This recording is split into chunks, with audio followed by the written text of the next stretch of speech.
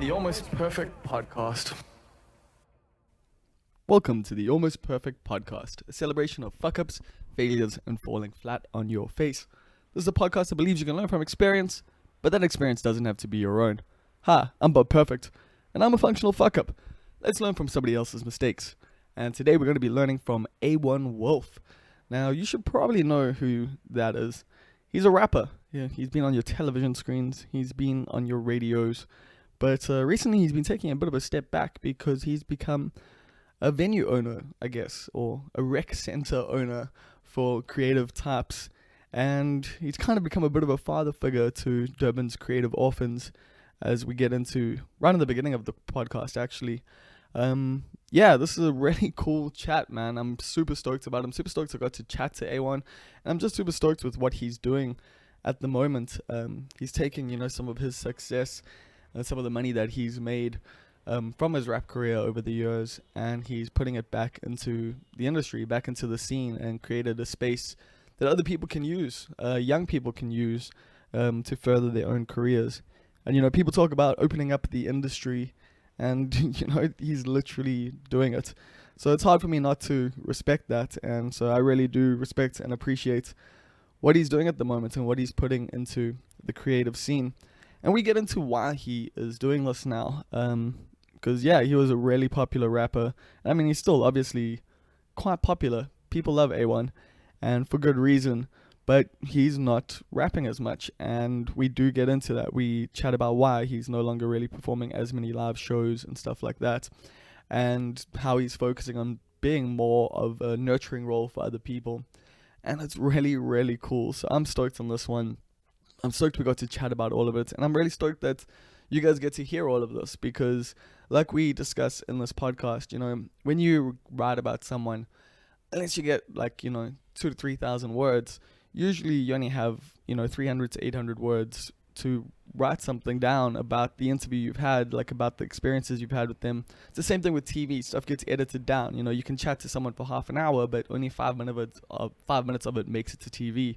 And so I'm really stoked that we get this whole conversation for you to listen to, so that you can get the full spectrum of what Aewon is about. Because I don't think people know. I think you see what's on TV. I think you see what's on Twitter. I think you get a kind of understanding, but this is a cool way for you to really get to know Aewon Wolf. And I'm looking forward to you listening to the podcast. And if you enjoy the podcast, go on and subscribe and like it and give it 5 stars. If there's a star rating somewhere near you there, just click that, the 5 stars, like I'm a good Uber driver. And you can also maybe leave some comments. That's the thing, especially on iTunes, their algorithms like it when you leave comments, so you'll help this get seen by more people if you leave a comment or if you subscribe to the podcast. You can also like us on Facebook. There's the Almost Perfect Podcast Facebook page. And lastly, if you really like the podcast and you want to get a little bit of extra content, or you just want to contribute a bit of cash monies, because this is coming at you for free, but you can put some money into my pocket so I can help. Well, so you can help me get an editor for this. I want to try to get a producer on board. I want to try and make it a bit of a slicker podcast. And so that's my first goal. As soon as I get, maybe $40 a month, probably need a little bit more than that, but something around there. I want to try and get the cash flow up on this thing, and you can contribute to that, and I will be giving you extra things. I'm going to be doing some giveaways and stuff on the Patreon. Probably when it gets to around $30 a month, so I can actually afford to do it. But I've got sponsors like Poison City Brewing and Unseen Shop. So I've got games and I've got beer to give away to you on the Patreon if you are interested in that. We also chat about Patreon towards the end of this podcast. But I'm not going to tell you what's on the podcast anymore. Here it comes with Aewon Wolf. Enjoy. So what up? I always call you A1, but obviously you're Arnold Phillips. Yeah. But do people just call you A1? Yeah, a lot of people call me A1. Yeah. Call me Wolf. Call me Father. They call you Father now. Yeah, that's the latest one. You have kind of become like a father though too. Like a lot of Durban creatives at the moment. We're sitting at the Werehouse, which is your venue. It's a space that you run. You own it with other people, but this is your own creative space, and you actually have taken in basically a bunch of creative orphans here. Pretty much, yeah. Something like that, yeah. What was I don't like calling them orphans, but like No, but I guess that? I mean, creative orphans. Like people who need who needed a a home. creative, but also like a creative father, like someone. Because I think what we have issues with, like in Durban, a lot of the time, is that guidance isn't there for up and coming artists. Very true. I mean, I'm sure you didn't really have it, although you seem to have quite a bit of a plan going from the get-go. It was like, but that's years and years of like you said, there was no guidance. There was no like formula or place I could go to where I could get the answers and figure it out. It took me years and years of like doing and learning from experience and just by doing stuff. So it's like, yeah, it's pretty much why this warehouse was created, because I knew there was nothing like that existed for me as a creative growing up in Durban. It's like, and it's frustrating because you spend years and years making mistakes, yet if you had someone to just tell you like, yo, Just don't don't go, do that. yeah, don't do that, could have saved myself like a whole like 2 years or 3 years or maybe even 5, So it's like, I just wanted to create a place where people could have that kind of guidance, or at least if they don't have like any direction, they could at least go and just watch other people do what they do and say, fuck, okay, maybe this is not the path that I expected for myself. Maybe I should pick another one, because I can see from someone who's doing what I'm doing and he's maybe better than me. And I thought that I always had it figured out. And it's like, if he doesn't have it figured out, maybe do I really want this as bad as I want it? Or should I just try and like Try to do something else, or like something else? Yeah. I mean, there's lots of things in this industry, but yeah. So what is the warehouse? Like, let's break it down from like that. Well, the warehouse is pretty much like, it is a creative center or a lifestyle center. That's like the technical term. So it's a place where you can go physically visit, and you can find creatives working and doing stuff like this. Right now, there's people in the studio, they like recording and working on music. Usually there's people dancing in the front there, that they actually dancing, doing choreography. There's guys in the back, they're planning like warehouse TV stuff. So there's TV production that they're working on right now. There's people planning events, there's people organizing And it's creative market. You guys have a pretty open door policy, from what I understand. Yeah, so like we don't turn away people. Like, there are a lot of people come here not knowing what the hell we do, and like it's for you to come in and find out like what exactly we do and find the people that you connect with, and like it's an open space. So it's like, it's an open church. So it's like, we're not gonna be here just out here pushing one agenda and what we do and what I do as Aewon Wolf. It's like, there's so many other creatives here that are actually helping and learning and teaching at the same time. So it's like, it's whatever you want it to be. It literally is whatever you want it to be. So we're not trying to constrict and prevent people from coming here. Yes, the resources are limited, so like, we're not going to just let anybody use the studio. You have to audition, you have to like prove yourself and get to the position where you actually writing and taking. But people can't space start up. at the bottom. Like, they can observe, they can, like they can also volunteer in other ways. They can be a part Exactly. of things. Because that's also what I've seen like seems to work here. You have a bit of like a volunteer system with the youngsters working their way up, and like I know like someone like Cheese Manchild. He started out like cleaning, and now he's like managing. Exactly. Yeah. So like, it's pretty much what you make it. So it's like, you can start from the bottom, like you just said. You can start from like just coming and chilling here and like saying, okay, cool, I'm gonna help out and clean and do whatever, and then next thing you could get a job as manager or whatever, like proving yourself. And you can also do other stuff where it's like because Cheese first just came in here and it's like, yo dude, I just want to be here. And I was like, okay, cool. I did not even know his music on that level, because I had known him from before, and he was always like on my case, like bro. But I'm like, okay, cool. When I search for you, I do any kind of search on the music, I can't find nothing. You don't have anything out there. So you got to work your way to get to a point where I recognize and I see your stuff. Then when he came here, it's like, obviously I started hearing his music in the studio, because he worked to the point where he was getting studio time with guys who already were given studio time. Yeah, they so he would was bring him on featuring with set. them. Yeah. And then I heard his stuff based on his features that he was doing with guys in the studio, and I was like, dude, like, yeah, you can use the studio anytime for your own stuff. Like, you're actually like very good. And now Why he's you- just put out an album. Yeah, and it's like he was sleeping on himself. Like, I feel like he was sleeping on himself, and I feel like maybe sometimes you just need to like connect with the right people that are gonna actually help you get to where you need to be, figure yourself out. Because I think last year he spent a lot of time figuring himself out. And Yeah, I interviewed him briefly at the Lalela. Yeah. And yeah, like he seemed to be quite a deep thinker. Yeah, he is. Like, he's a very good kid, and he's got a lot of like demons he has to deal with. But I feel like last year I saw him dealing with most of them, and it's like, and that gives me motivation at least to know that the warehouse is working. Because That's actually what I was gonna ask. Like, is that one of the cases there where you go like, well, damn, this is working? yeah, he's definitely one of them, and there's plenty others. Like, I couldn't even. I mean, so much music has actually come out of this place in the last like year and a bit, man. Like, Yeah. I mean, I play a lot of it on DYR, but just in general, you guys have been putting out tons.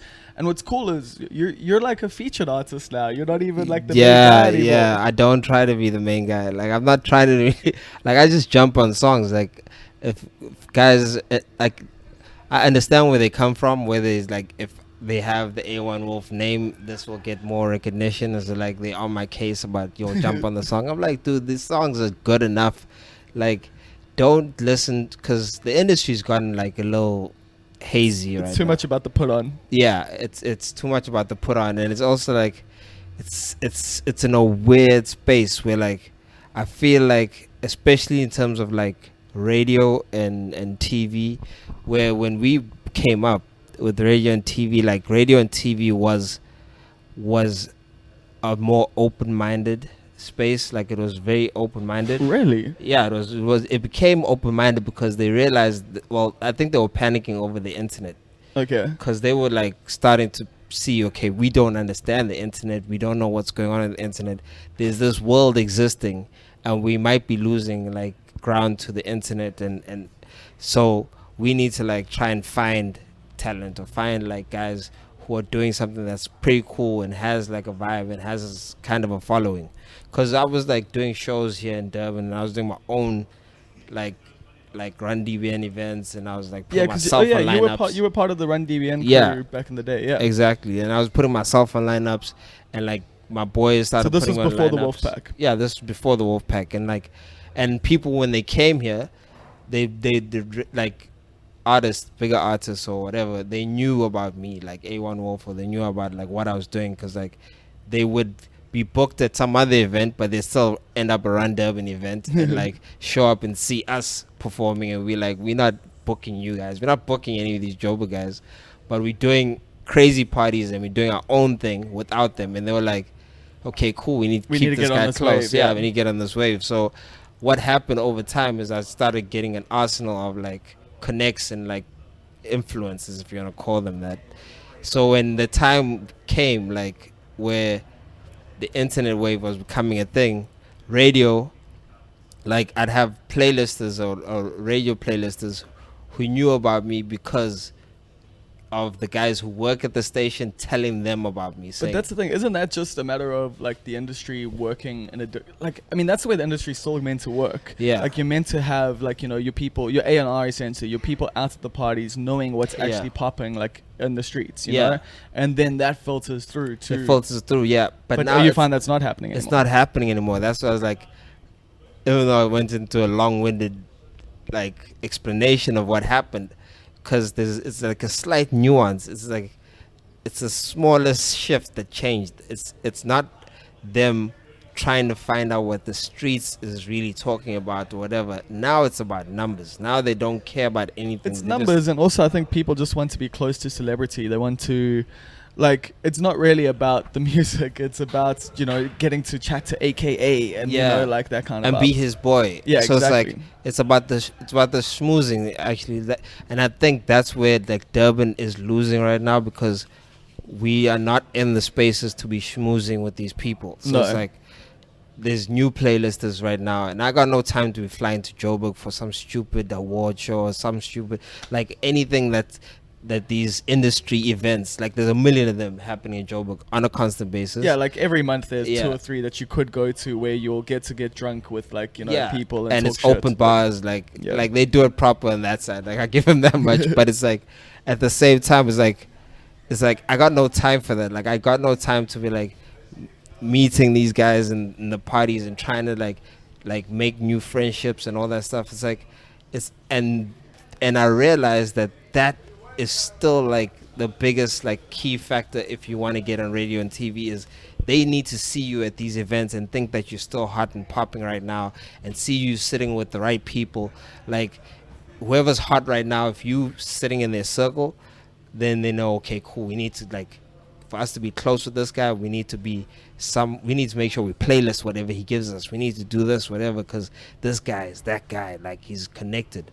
And it's like, now it's like, they judge that based on like very superficial things. They don't do the research, and they're like, look at, okay, cool, you just dropped a song. Do you have 100,000 plays? Do you have like views on YouTube? Do you have well, how many Instagram followers do you have? how many Instagram followers you have?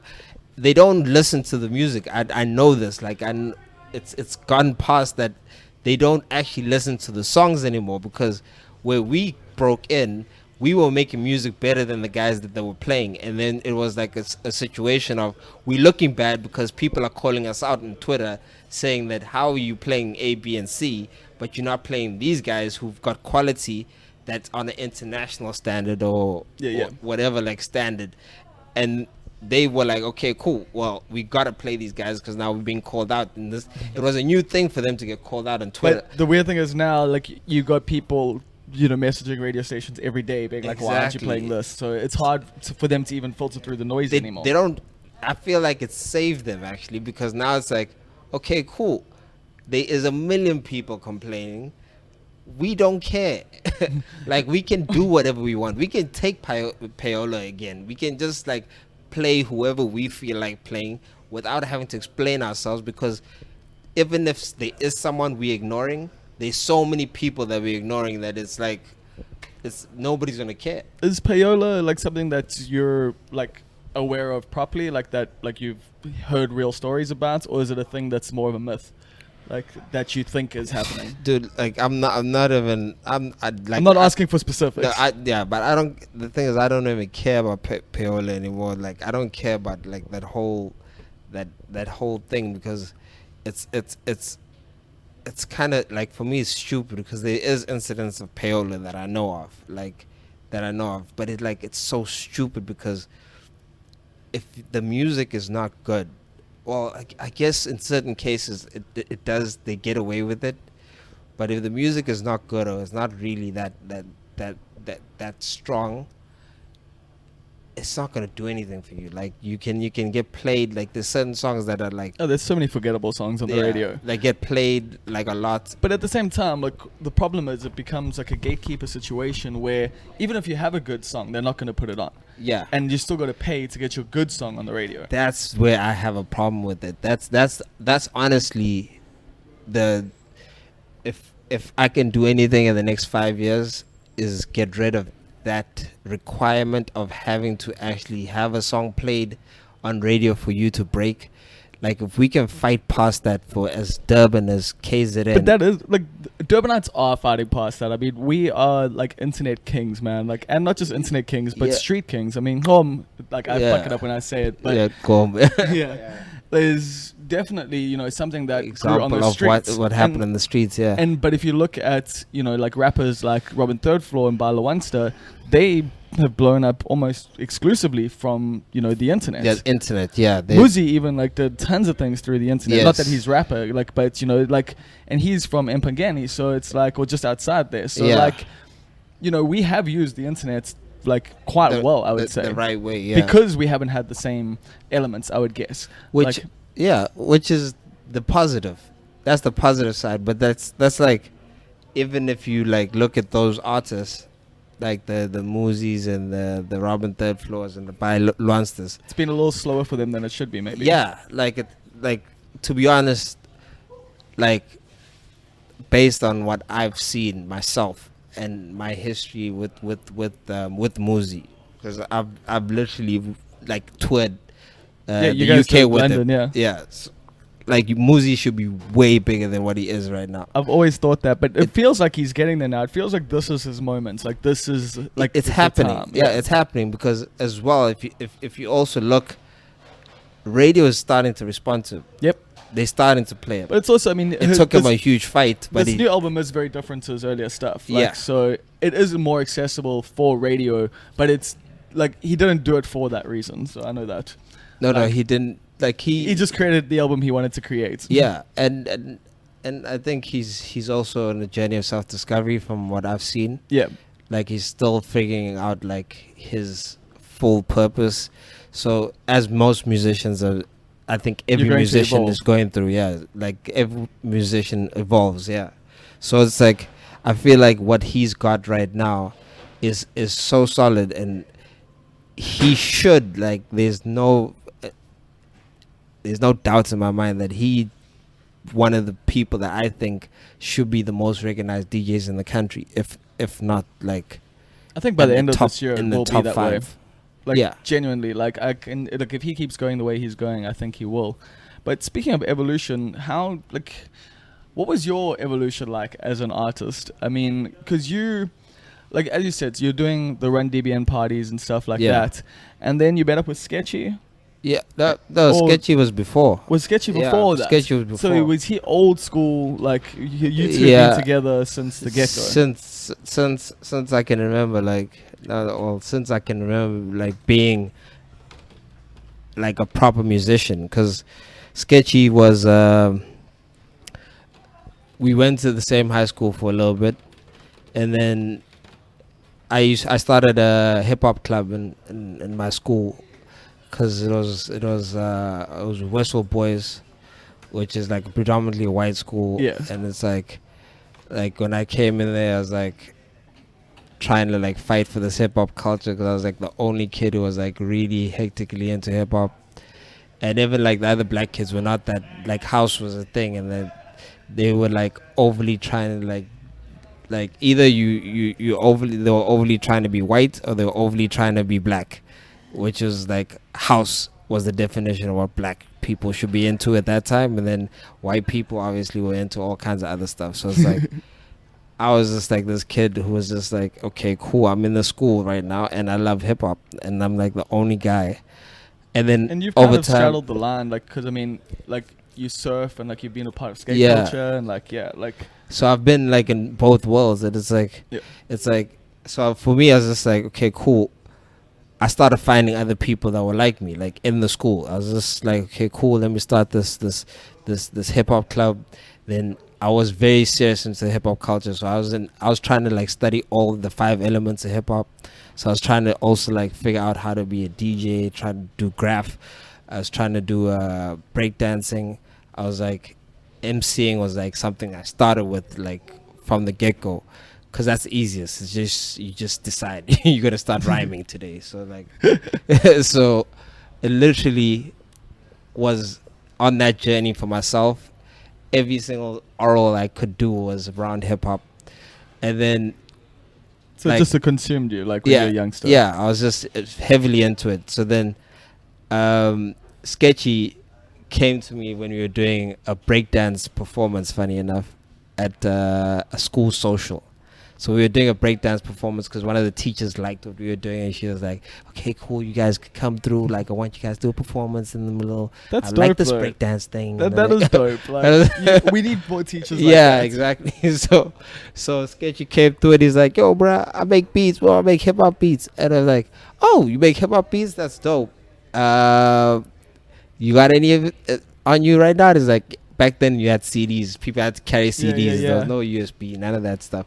So it's like, nah, I've got house. I've got house beats on me right now. But like, I was like, house beats? But you just said you make hip hop. Like, nah. This is just the side thing. Like, I just happen to have this now. But I mainly make hip hop beats. I was like, okay, cool.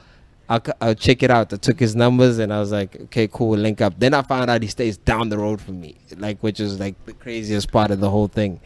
And then it's like, when he stayed down the road from me, I think we just started like literally every week I was going to his house, and it was just like, okay, dude, we're gonna figure out how to record. We started recording on his camcorder because the mic on the camcorder sounded better than the actual mic that he had, because his father was doing like SABC production. So he had some equipment, and it was like, okay, cool, the mic, the camcorder mic is better than this mic. So we started recording on a camcorder, and then he was like making beats.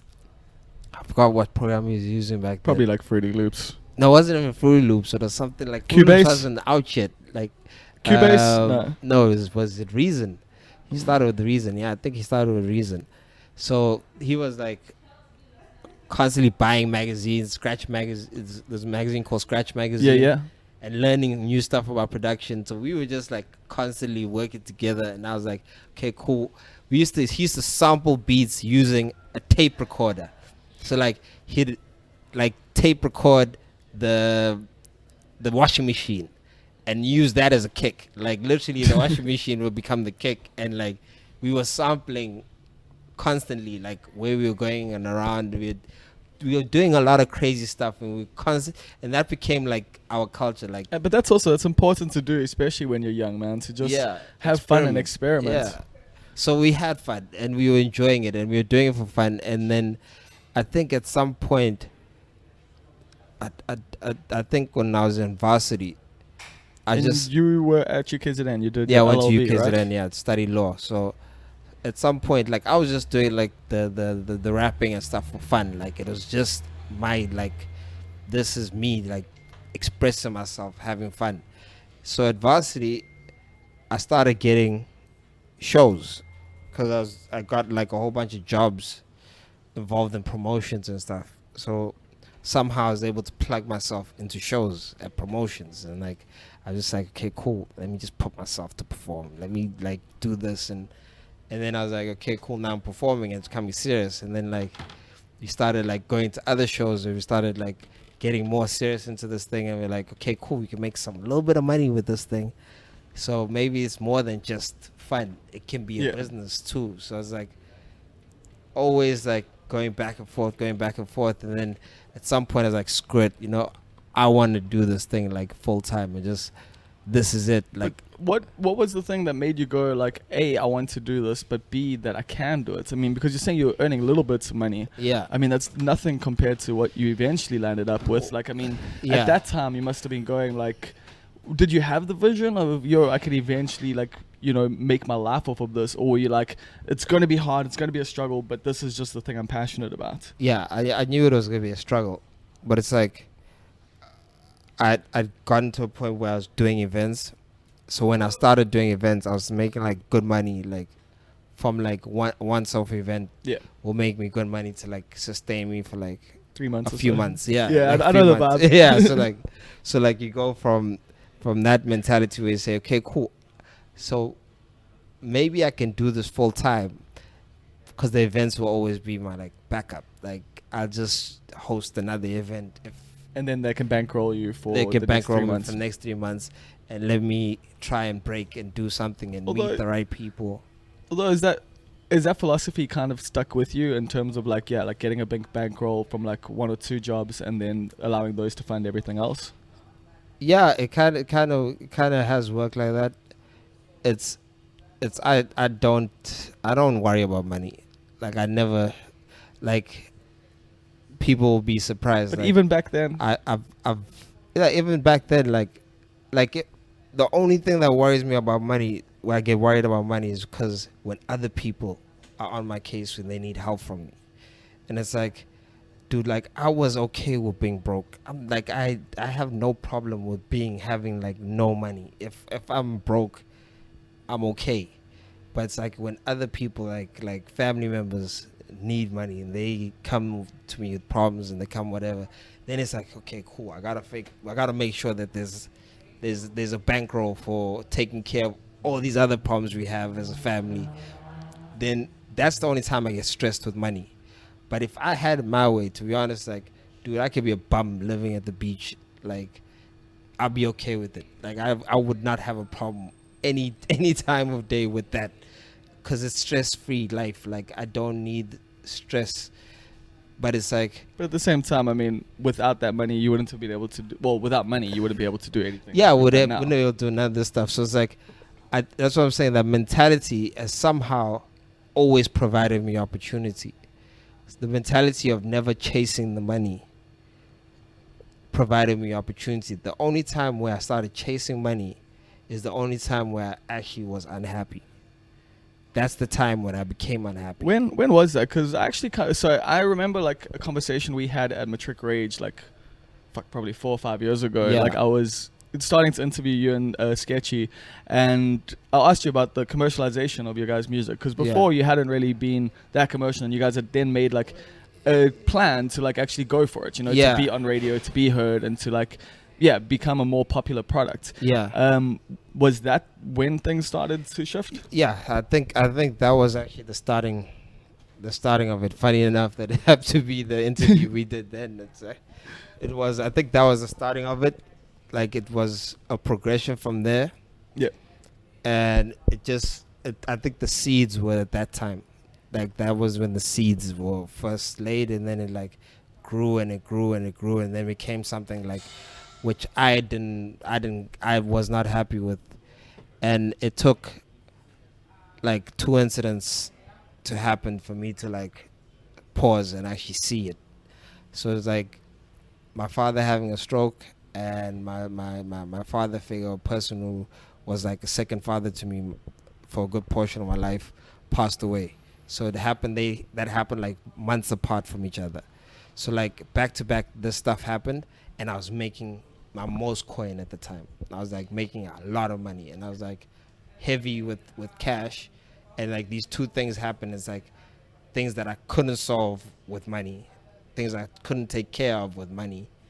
And I was thinking, I'm sorting like everybody's problems out. If I get this money, this is gonna be the solution to all our problems. So like, it's important for me to get this money. And I was like in that zone, and I was killing it, as other people would say, with the endorsements, with the shows. Like, I had like ridiculous amounts of shows at the time. Yeah, I mean, you were on adverts, you're on TV. Yeah. So it's like a lot of stuff was going on at the same time. And it's like, I just, when my father ended up getting the stroke, because I think I hadn't even gone into mourning for my father figure, Bob Lawrence. When he like passed away, I couldn't even like go into mourning because I was like constantly doing stuff. So it was like, I never had a proper mourning process. The funeral, I literally went to the funeral for like a couple hours and I had to leave because I had show like that same night. And then like it was constant up and down that I had during that whole process. So I couldn't even like sit with the family when like, you know, like the whole family like grieves and sits. Like I couldn't even sit. I'd come in, I'd pay for like something, and then I'd leave. Like I literally was like, and that's just not a real relationship. Like, and that's not like how you like. That's such an important time, like in your family's lives, and you know you're doing the thing that you think you're meant to be doing. You're providing money. That's not actually. That's not what enough. They need. Like people kind of need you to be there sometimes. You know, it's like, and I just didn't fully like grasp that. And then we had then like 2-3 months after that, my father had a stroke, and because he had moved to Lesotho and stuff, and then when he had a stroke and he almost like died, like I had to like make arrangements to bring him to Durban and then like take care of him. So I had to try and make arrangements, and he's a very prideful man, and he did not want like anyone else taking care of him or nurse or anything, because these basic things he couldn't do. So like I couldn't leave that to my mother to handle, and my other brothers couldn't because they had other commitments in life or whatever. So it's like I literally decided, fuck everything else, I'm just gonna be here and I'm just gonna like try and take care of the situation. And that process like was a huge wake-up call, like just because I was just going through the motions. It's something you don't notice until like you pause. And when I paused, I was like, what the fuck am I doing with my life right now? It's like, am I doing the things that I wanted to do? Am I achieving what I wanted to achieve? Am I happy? Did I ever ask that? I'm turning up. I mean, because I'm sure at the time it looked like you were achieving the things you wanted to achieve. I mean, yeah, like you had the career that everyone wants in this industry. Like that's the goal. Exactly. It's like on the outside, from everyone else's perspective, because that's the thing in South Africa. Is like perception is the biggest thing. So from everybody else's perspective, it was like, yo, Aewon is killing it for a Durbanite that's still living in Durban. Like he's fucking like he's coining it. He's getting the shows. He's getting recognition. He's on V Entertainment every second day. Like he's on our TV screens for like random stuff. He's on billboards, and it's like, and from that outside perspective, from my perspective, I was just like, okay, cool. What am I actually doing here? This is my life. I'm constantly, either when I'm in Durban, I'm resting because I'm tired and I'm beaten, and then from the weekend or whatever, and then it's like I do a couple of invoices, gotta send invoices, obviously get my money, get paid, reply to a couple of emails, and 2 days later I'm back on a flight going somewhere else, and like fly there, get there. Like my routine was get to the hotel, get the driver or whoever, if I'm getting picked up by a driver or whatever, get a couple of bottles, hit up boys or living the life, some bro. girls, like, but that's what everyone calls the life, and it's that's the dream that we're sold, man. and I'm just like, I realized that was not me. That was not something I enjoyed. I thought I was enjoying it but I told myself, like, hold on, It's part of the culture. Can I have this fun without alcohol? Because that's where I realized that alcohol was a crutch. It was the actual was the problem in this whole equation. I couldn't see the problem because you're too deep in it. Yeah, like when you have alcohol, you don't think, you never say to yourself, yo, I'm not having fun. You just think, yeah, we're having fun, because you're not thinking. You just like, you dulling your senses. Yeah. You just constantly, you get caught up with everyone else as well. Like, yeah. And then you look back and you tell yourself, because A, B, and C, and you say, I had this attention from these girls. I had this crowd response, or the video looks cool. You tell yourself, yo, I had a great time last night. But you don't really remember if you had a great time last night. You have flashbacks to like some good moments. To moments, yeah. So you end up lying to yourself. You hypnotize yourself to say, yo, we had fun. Yo, last night was crazy. And part of the whole social media thing, you gotta obviously share the good stuff. Yeah. So you're out here sharing, yo, last night's show, and you like looking at it, you got the crowd reaction, you got everything going, like, that looks amazing. But like, you start remembering things according to what you just posted, and you don't remember it for what it really was. So I just did it. You don't remember the fight backstage. You don't remember like your girlfriend, like, being pissed with you because you did something wrong. Like, yeah. So I was just like, I decided, okay, let me cut out the alcohol. Let me just cut down the alcohol. Just see if I'm still having fun. Let me just see if this thing is what and I was dreading it. I was just like, I can't do it. I can't do it. I can't take these many shows. So I made a conscious decision at that point. I was just like, okay, cool. I'm not going to do this. I'm cutting down shows. I'm cutting down deals. I'm cutting down everything. Like, I'm just, unless it's really, so the first trick I used, I was like, okay, cool. I'm just going to pick up my price, like something stupid. So if they're not paying that, I'm not doing it. That's one way of cutting down the shows. Yeah. So I did that. I was just like, okay, cool. Cut it down, but still getting shows. Now I was still getting shows. I was like, okay, fuck. Okay, cool. I'm still getting shows. No, getting booked for more money. But it sounds like.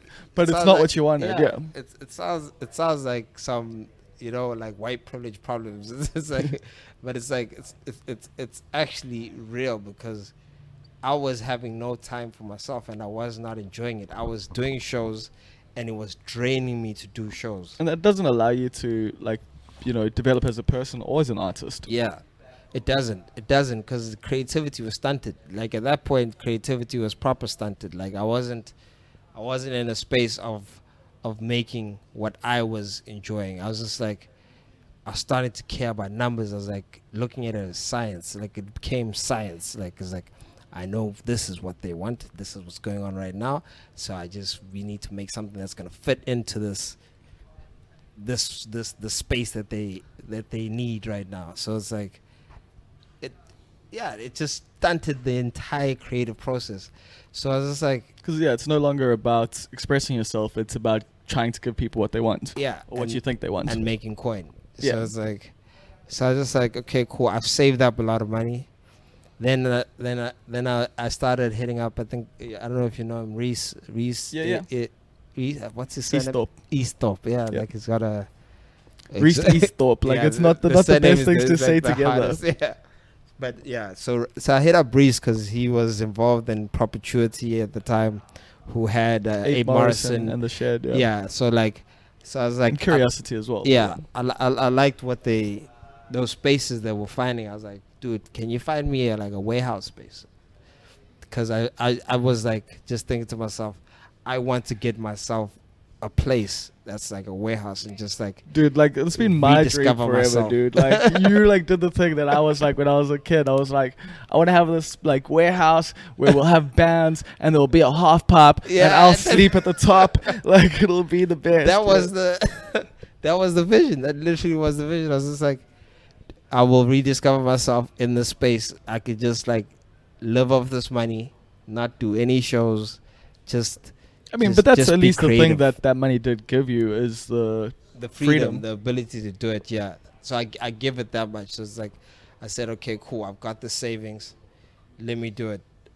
And then when he found me this space, the warehouse, I was just like, geez, like this, it looked nothing like this. Like there was like way more, but I saw it. Like literally in my head, I was like, I saw it. I was like, fuck it, okay, yeah, send me the lease. And I was like, yeah, they sent me the lease. It was a lot of fucking money. I was just like, okay, do it, sign, whatever, pay the deposit, pay all the stuff. And it's like, I just made the decision, I'm gonna do it. I didn't even have a plan. I didn't even know like how long it's gonna take for construction to take, like all that stuff. Like I had nothing. I just said, fuck it, I'm signing and I'm doing it. I'm putting myself in a corner where I have to do it. And I did it, and it's like the idea changed and it formed and it grew and it became more like as time went, because now it's like, shit, I'm paying these high rentals every month. Yeah. And I'm not even done. All I got is this half pipe. Like I created a half pipe. Yeah, I was like, fuck. I need to fucking start making money, like, and taking care of this space, because you need it to be a thing that actually is sustainable. Yeah, which is when I like decided, okay, cool, maybe I need partners, because I'm seeing the kids now. Like there's a lot of kids that are coming to me and they're talking to me, and I'm seeing the plan with them, but I won't be able to do this if I'm focused about paying this high rental every month, because the rental we pay is it's high, like it's a lot. Well, it's a big space. It's a big space, yeah. So it's like, I just said, okay, cool, we'll figure it out, like something will happen. So I prayed about it, and it's like, I always, when I pray about it, it's like, I believe that God created universal laws.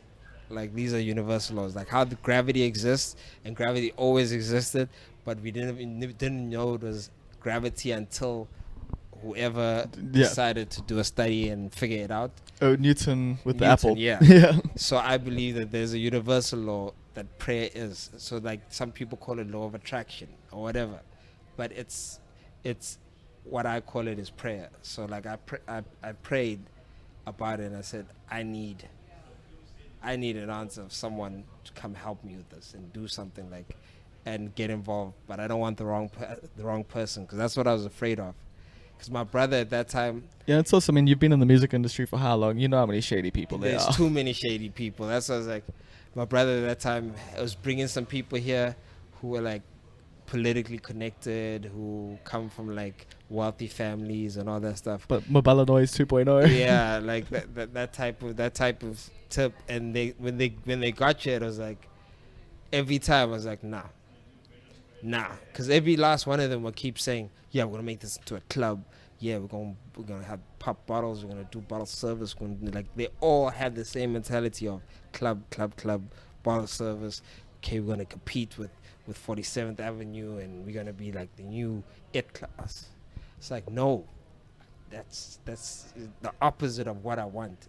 If we have events that are gonna help the culture and the creative scene grow. Like, I'm not trying to like have ballers here stunting each other and have a culture that's just like taking us backwards. So I was having a hard time finding a partner or someone to do the event and the nightlife side that wasn't so caught up with having that. Yeah, that being about the lifestyle. pop bottles lifestyle. Yeah. So I get called to do this booking for like to open up for some Indian star. Like, she's big Indian In musician Bollywood, yeah. from overseas, and like I was like I don't want to do that show. Like, I literally told my boys I don't want to do that show, and they're like, Did you up your price for it? yeah. I gave my full price. I gave my full price. I wasn't and my boy is like on my case, and he's an editor at Sky Star Films, and he was like, no, bruh, listen, you gotta do this gig. Like, they want the whole Wolf Pack. They're gonna pay for the whole Wolf Pack, whatever. I was like, fuck, okay, cool, I'll do it, whatever.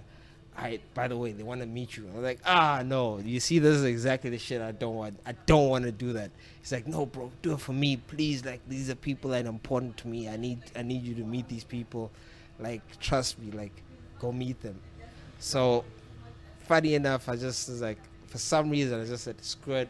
That's funny. Even after praying about it, you were like, I don't want to meet new people. Yeah, I don't- that's the crazy thing. It's like, I was so much like enjoying being separated from everybody and doing my own thing that I ever forgot. Maybe I need to meet new people to meet the people that God will send me. So it's like, I went to these people, had a braai with them, and then literally as they telling me like what they do, I was just like,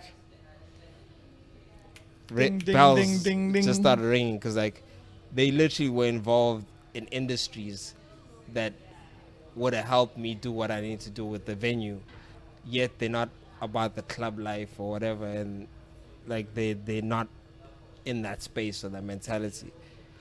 So I started like probing and like trying to test them, and it's like, yo, dude, the synergy was just too perfect. And then I was like, okay, cool, these are my partners. God has sent me these people. This is clearly it.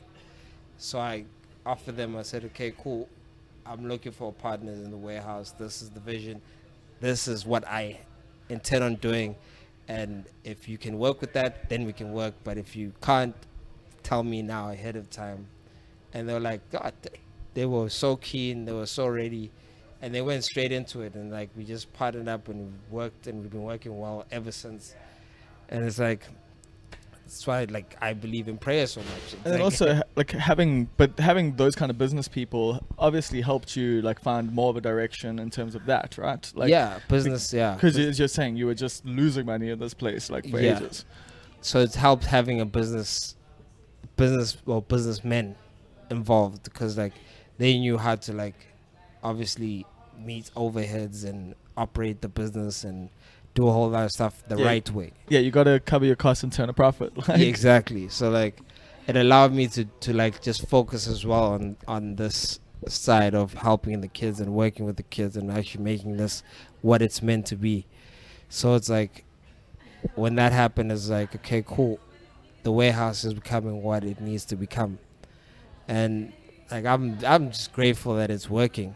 It hasn't been perfect, but it's like it's working much better than I thought it would. I mean, how long's it been now? Just over a year? Yeah, it's over a year now. We're going into like, it's of us operating, it's a year, and yeah, we're in a year, 3-4 months. And I mean, your gigs like tend to be well supported. I mean, I've been here on many a packed out night. Yeah. So you seem to have like found your place in the culture of Durban creativity, not just hip hop. I mean, you do cater to a lot of hip hop events, but Yeah. it's so many other things as well. Yeah, there's so many other things. Like we had Oliver Mtukudzi here, RIP. Like he was my favorite performance that I actually got to see here. Actually, funny enough, Yeah, all of them took Kutsu, and he, like, it's actually it's pretty sad that he passed away now, because like when he performed here, I was blown away at the fact that he was like 75 years old And still just killing it. and killing it, and not just killing it, but like I had seen plenty performers here. Like I've seen like all these guys, young fresh guys. I've seen Nasty C, I've seen like Shane Eagle, I've seen AK, like all these guys. Like, okay, we're not AK, but like all the other guys are young, like they're very young and they're fresh, and they walk off that stage, and I see them at the back, and I see them dead, like no energy, like they've just given their hearts on the stage, and that stage killed them. Like, Yeah. performing for like 45 minutes or 30 minutes or an hour, you know, like that was like, AKA did like 2 hours, and that was the longest set I've ever seen AKA do ever anywhere, and I've seen it perform everywhere. So it's like, and he walked on stage, he was also tired, like super tired. All of them took good to perform for 3 hours straight, no pauses, not stopping, like, and it was 3 hours because I was counting. I was like, hold on, hey, this guy's on the second hour now. What the hell? I'm tired. Like, I'm watching him, I'm getting tired. And he's performing, like playing the guitar, moving. He's not just like standing or sitting. He's not sitting. And I was like, dude, how is he doing this? 3 hours. That's literally when he got to the third hour, he walked to the back and he was still playing his guitar. He wasn't like on some, okay, get this thing off me, like I'm done, lay down, like I'm dying. Like, no, he literally walked off the stage. When he got to the back, he Carried was on playing. Yeah, playing his guitar. Nobody else could see. He was off the stage. They closed the door, and he was like still playing, like jamming, just having fun. I was like, that is what I want. I was just like, if I could ever have anything in this music thing, is to be that. If I can walk off the stage and not be like, thank God I'm done, but be like, yeah, let's jam, let's keep going. Like, I was just like amazed, and like I got talked to for like a little bit, and it's just like I realized that, some people just like they've well, I guess in his case, they kept young by doing what they love. Yeah, but doing what they love, because I saw him before he performed. Before he performed, he did look tired. Like, he looked frail. I was actually a little worried. Like, it was like, but after he performed, he had all the energy. That's like stories you hear about Ric Flair, although I feel like he also had some other substances to help him. Definitely, Ric Flair had. But like, I would hear stories about that guy like being dead before like a wrestling match, and he'd have a cup of coffee and then go out there, and the second like his music hit, like he was in, and like you would then just be like, yeah, like phenomenal and like, alive again. Like like, it's crazy like how some people do just get that energy off of performing. Like, it makes them It is sick, crazy, like, and it keeps them young. So it's so crazy. that's the thing. You can't end all your performances just yet. It's like you got to keep going in that regard to like stay young. To get there. Yeah. So it's like, I don't know. Like, I was just like blown away by that performance. So it's like, I still need to figure it out. Like, what it is. Like that keeps you that way. One thing that I did notice when he performed like every song that I didn't know. He literally deliberately did not perform the songs that everyone else knows, which is, Well, I mean, he's at a point in his it's career where he Africans. doesn't have to. Exactly. Like, he didn't do Neria, which is what I expected. He didn't do Toady, which is what I expected. And that's the songs that us as South Africans love from all of them, because what the songs that we know him for. I take it you grew up listening to him. Yeah. So it's like, he didn't do none of those songs. So it also made me click, because like, I know I've seen other videos of him performing other places, not the same, where he performs for like at a festival in fucking Cape Town, or he performs at Bushfire or whatever. Yeah. And like, I've watched them on YouTube, and it's like, it wasn't the same what he did here at the Werehouse, which maybe clicked to me and said, okay, cool, maybe he enjoyed the show because he got to do what he loves. Like, he just did the songs that he likes, and he didn't feel pressure to do any songs that are expected of him. Did you ever feel that way though? Like that, like Definitely. you have to do certain songs, Definitely. and if you don't, but so does that ruin some of the joy for you? Like, you think that's It was definitely top of the list. One of the reasons why I hated performing. Like, I hated performing because I was being pushed into doing the same shit over and over and over again.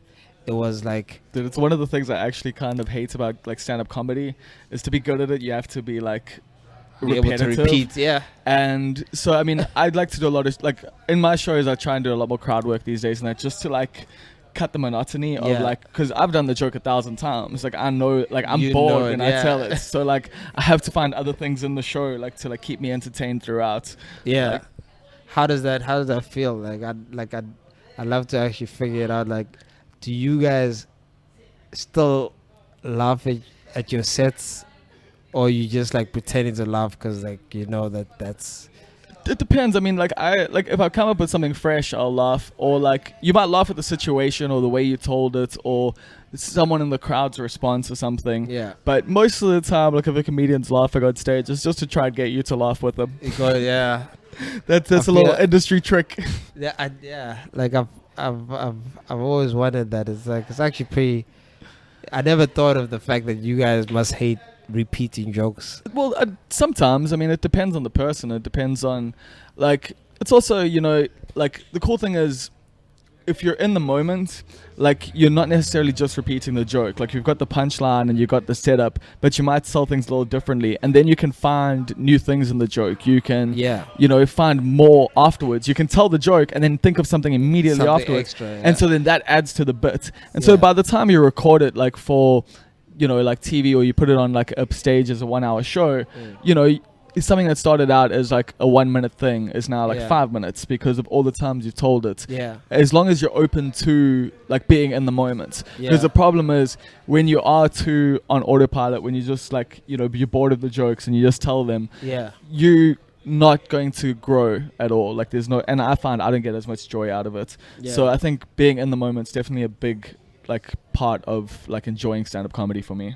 Yeah, and that's the crazy thing. It's like, it's. I feel like it happens in every industry where it's a or creative industry. It's like there's a very thin line between like it being a creative process for the creator and it being just a product like For the sale. audience, yeah. Yeah, it's like it's so difficult.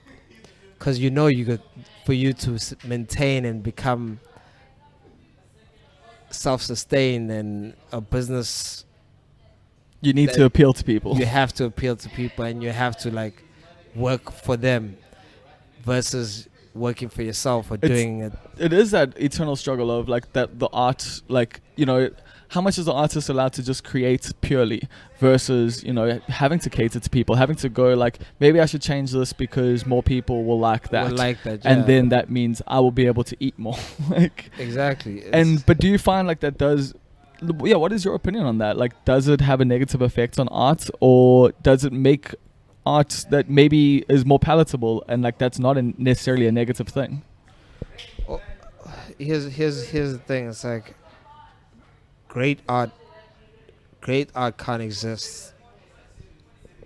Like one thing I believe is it definitely can't exist in its own time.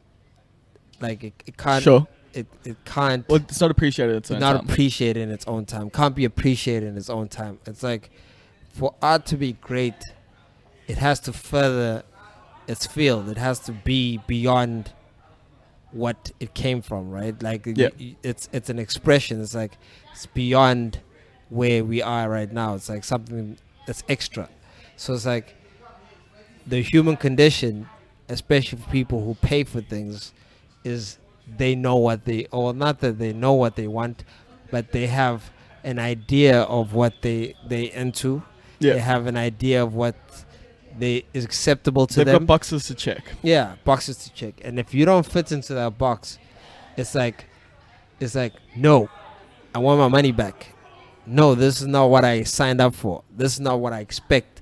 Like, can't you give me Chris Rock? Like, I like Chris Rock. Well, I like Chris his Rock. old Chris Rock. You know, yeah, I don't like this new Chris Rock. Give me, like, exactly. Give me Eddie Murphy. You know, like, this is what I like. Give me some Eddie Murphy or something. I'm just trying to put it in. No, I get you. in a Yeah. comedy sense, but I'm just saying, like, that's the thing. It's like, for every Van Gogh, for every Pablo Picasso, or like Jackson Pollock, it's like you're gonna be given shit in your own time for doing what you're doing because no one understands it. There's no reference point. There's no that looks like Leonardo da Vinci, so it must be good because we've accepted that he's good. Exactly. It's this whole You new know, thing now. It's Like, a completely new thing. It's like you can't go, that's the best version of this thing because it's the it's first version own of it. thing, Yeah. So it's like people can't reference it, and it's like when people can't reference something, it's like if people can't compare something to something else, immediately they just assume, okay, it's shit. Well, Or, yeah, we do. We I don't reject get things. it. Or let me just act like I didn't see it because I don't understand it. So let me move on and talk about something else because like I don't understand it. So I don't want to seem like I don't know what the fuck I'm talking about or what I'm doing. So I'm not going to talk about it. And it gets ignored and it gets overlooked. And sometimes people can see there's something there, but yet they don't. Because they don't understand it, they don't engage with it. They don't engage with it. So it's like there's a lot of that in like music. I feel like. But I mean, I agree with you there, but I also feel like, you know, maybe the public at large or, you know, our collective consciousness, you know, still gravitates towards, you know, the popular and the safe and mundane. Yeah. But I do think, you know, we have the possibility to A, create a lot more weirder shit, and B, find audiences for that. Like, Yeah. I do think, like, we can find smaller communities now. You know, you might not be able to niche, connect with the entire niche, yeah. zeitgeist, but you can connect with elements of it by being different, by creating your own art.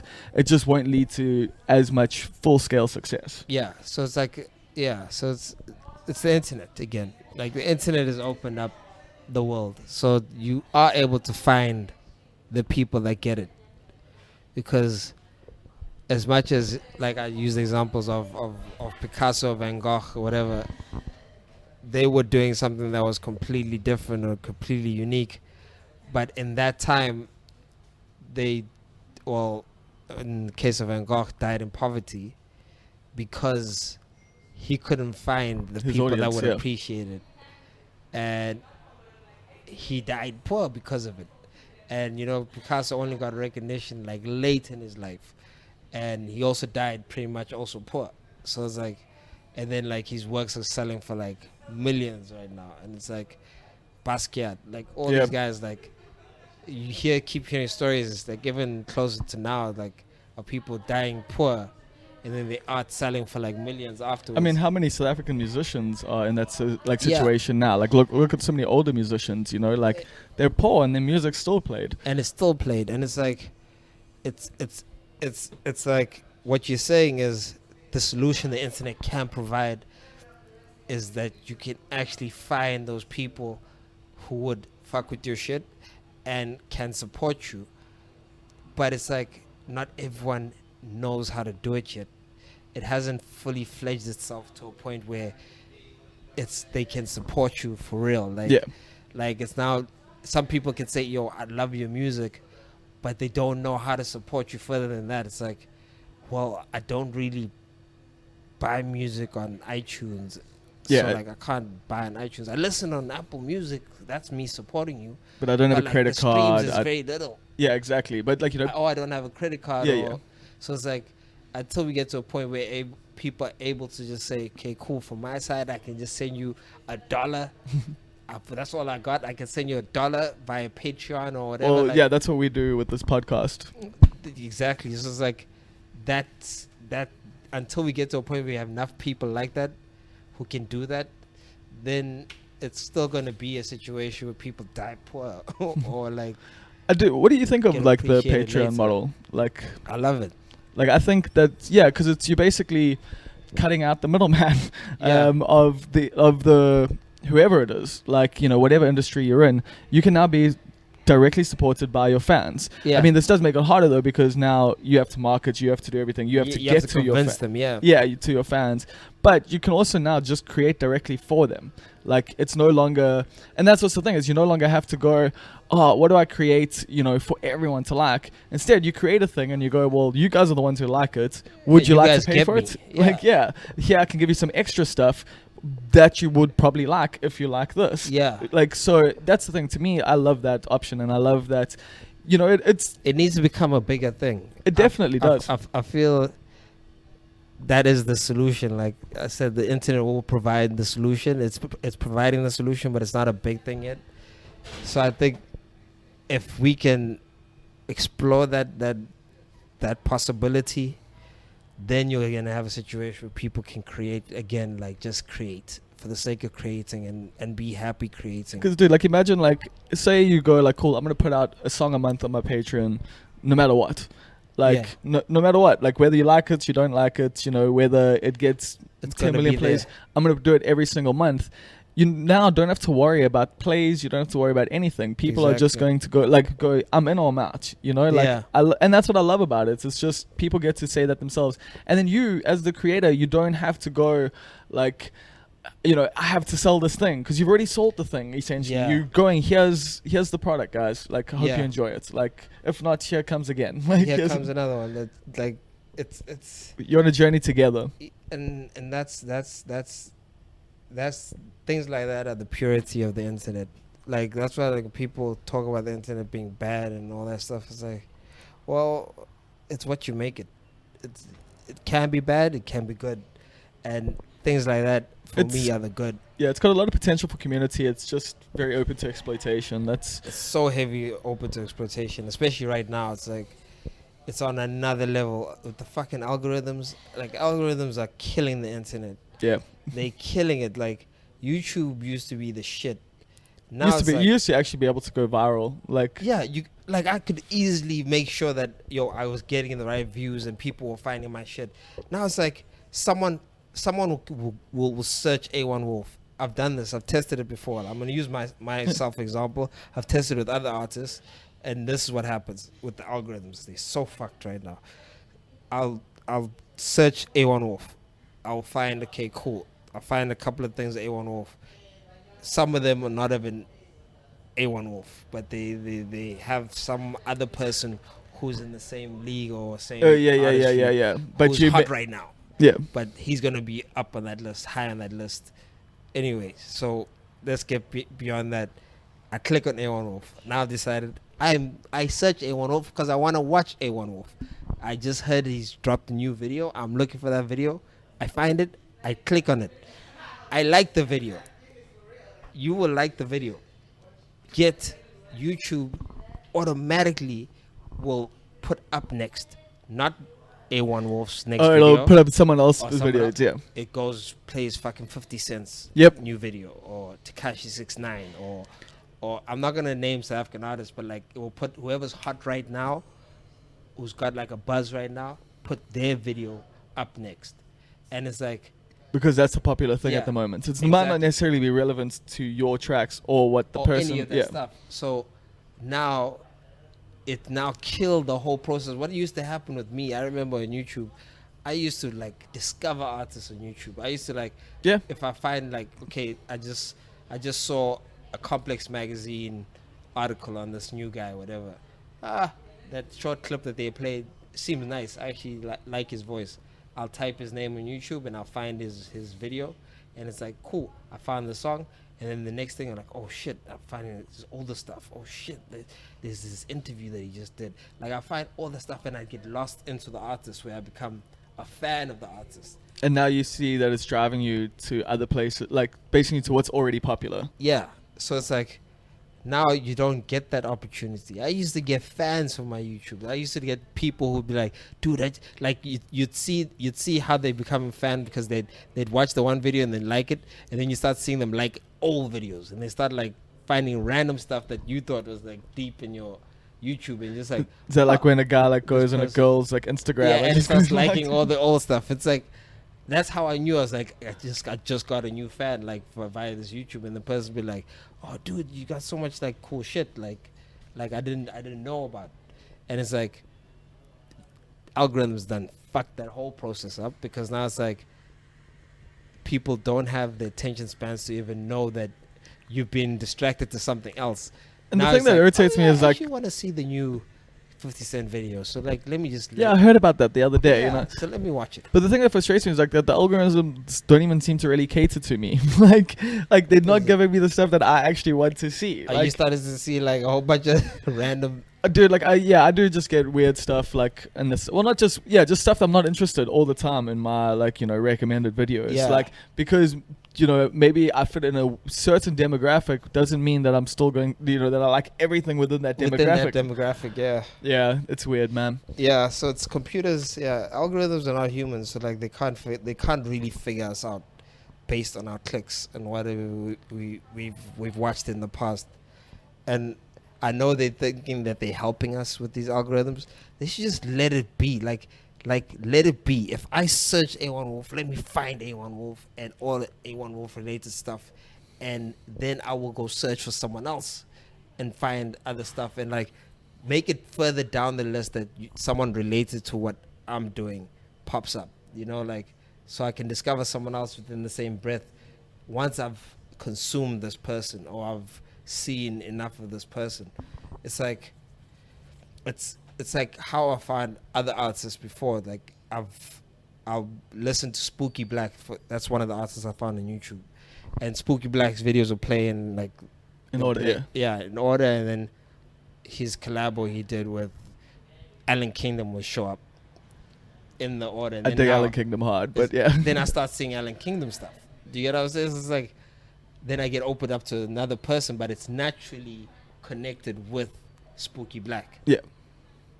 But now it just doesn't have that connection. Now it's like immediately for Spooky Black. I just typed in Spooky Black. Oh, you're gonna give me Bryson Tiller. It's like I already know Bryson Tiller. I know Bryson Tiller. Everybody knows Bryson Tiller. But hey, I want to see his new videos. Maybe I just stay and watch. And then 45 billion views later, like you know what I mean? It's like he's got all the views. He's now hogged everybody's attention.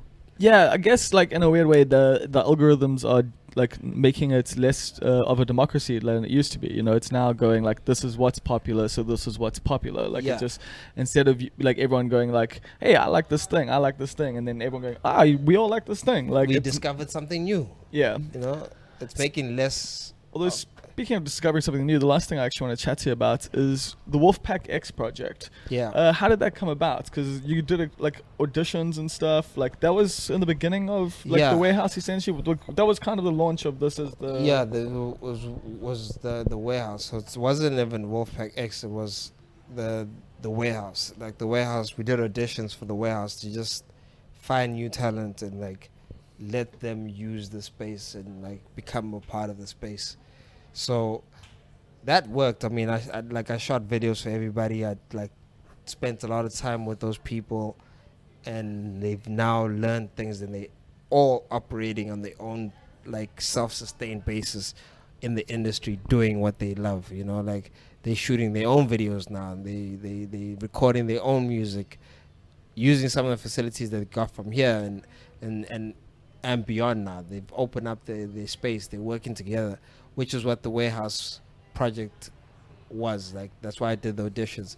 Wolfpack X was the business. Okay. So Wolfpack X was the business, and that was like with KN Cruz and Combs, yeah. And we actually had Rude Boys sign there.